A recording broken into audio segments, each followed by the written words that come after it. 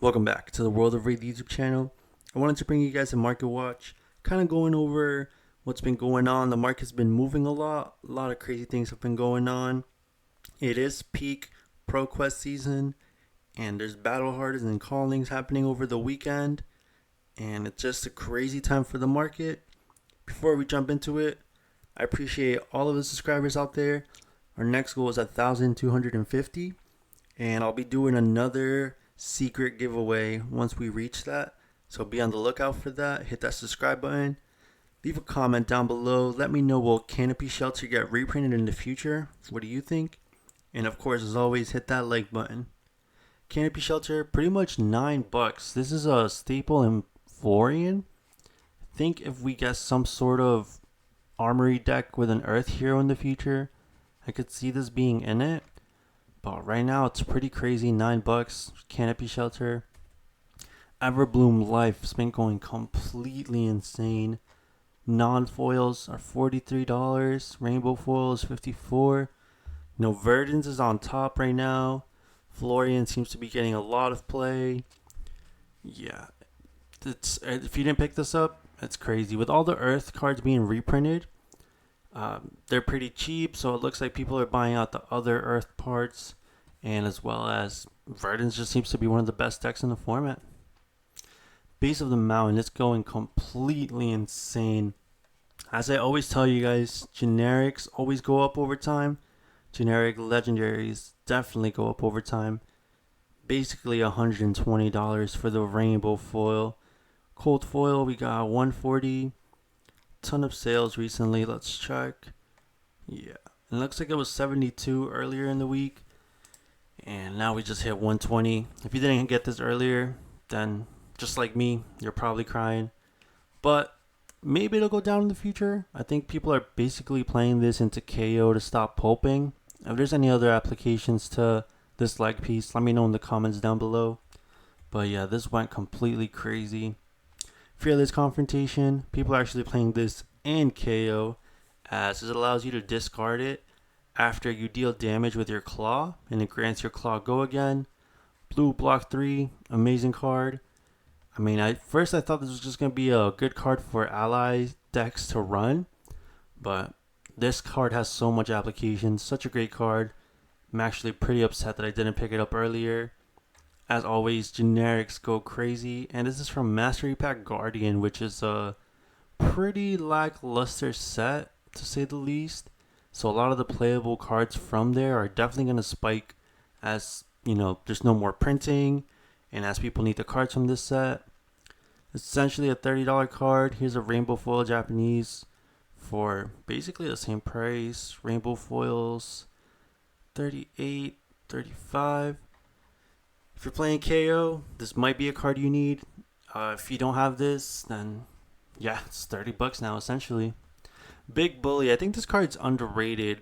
Essentially, RKO is the only brute that has 9 copies of Swing Big. This being a super rare, probably not too hard to come by. Rainbow foils are 44 cents. Slowly, very slowly going to $1. Guys, I think RKO has a lot of potential. Maybe not in this meta, but if I was any sort of interested in brutes in RKO, I would make sure I have my playset of Big Bully. This is way too cheap for essentially a swing big, but it's a reviled swing big. Authority of Ataya. Let's talk about how crazy these gems are getting. 335 for the cheapest. Slowly going to 400. I don't know what LSS is doing with these crazy fables. I mean, it's very strong. I could just see this going up over time. Last market watch, we went over Triple Donny. And yeah, I can see this going to like 500 at some point. These are super rare. And I think when people pull these, for the most part, they want to hold on to them. Flesh and Blood is a player game. Players that want to compete on their local Pro Quest or in Pro Tours. So if you pull this, I think you're just pretty much keeping it if you want to play competitively. If not, post it, make your money. But I think this is just going to go up over time. One of the most playable fables, and Yeah, these Fables are getting crazy. Overcrowded non-foil, $16. When this came out, this was like, yeah, it was like an $8 card. I personally said I'm going to hold off till ProQuest season and I'm just going to win my top 4 cold foil extended art. But now it's spiked, so now I have to win the extended arts. Rainbow foils are $24. The cold foils are not on the market yet. I haven't really seen any sold. I think maybe like $40 is a good price. Maybe anywhere from 35 to 45. It really depends on how much someone was willing to buy it for and how much someone is willing to sell it for. We'll check back on the cold foil once it's up on TCG Player, but this is one of the best blues in the games, and I think it's just going to go up slowly over time. Maybe we'll see it jump back down as we're still in Super Slam season, but I would make sure you have this, get it at a price point you're comfortable paying with, but this is definitely one of the best blues of the game. Prism Marvel from Gem Pack 3. Guys, I love Zuri. Riptide's pretty cool, but this is a good Marvel. I think this is gonna stay around this price, maybe go to 200. Prism's a fan favorite. I mean, Azuri and Riptide, you can't really compare them to Prism because they're not as playable. She comes in and out of metas. James White loves her. I think this Marvel's gonna be up there for a while. So if you pull one, you made a nice piece of change. And then if you want to buy one, I think you have to wait till Gem Pack 4. And even then, once Gem Pack 4 is out, I think this is going to maybe be around 200, maybe 150. Who knows? But this is definitely the best Marvel they've printed in Gem Pack. Old Knocker Cold Foil, the gold rare, $100, one listing. This person actually has 3 Cherryland games. So if you have some gold foiled old knockers, you got some blue cheese, definitely post it up on TCG Player or try to sell it if you're not playing Acilio. Kind of crazy. Just as far as I'm aware, only Acilio plays this. $100 is crazy. Warmonger's Diplomacy has been going up a little bit over the weekend. I think it was around 24 last time I saw it, maybe a little more after shipping. Now it's basically 37 for the rainbow foil. If you picked yours up, good. I was telling you guys, like, this is way too cheap to not be getting your Warmongers. Cold foil at 65 after shipping, 70, 80. Not a bad price for cold foil. Guys, if you still don't have your Warmongers, I mean, even though it's a pretty hefty price, 37 for the rainbow foil, maybe you can get a deal. Maybe try to get a playset for 90. This comes in and out of formats, and it's such a powerful card. Just make sure you have it in your collection. OG Warmongers, $40, which is pretty crazy that the reprint rainbow foil is just a little bit cheaper than the OG non-foil. OG rainbow foil about 45, slowly going to 50. Yeah, I mean, the card's going to be going up in the future for sure. Just make sure you have your copies. Leave them hanging. EA, essentially $40 for a near mint copy.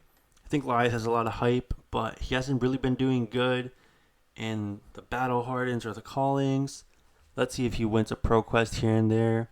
But this is a very powerful card, and it looks like a little bit have been selling.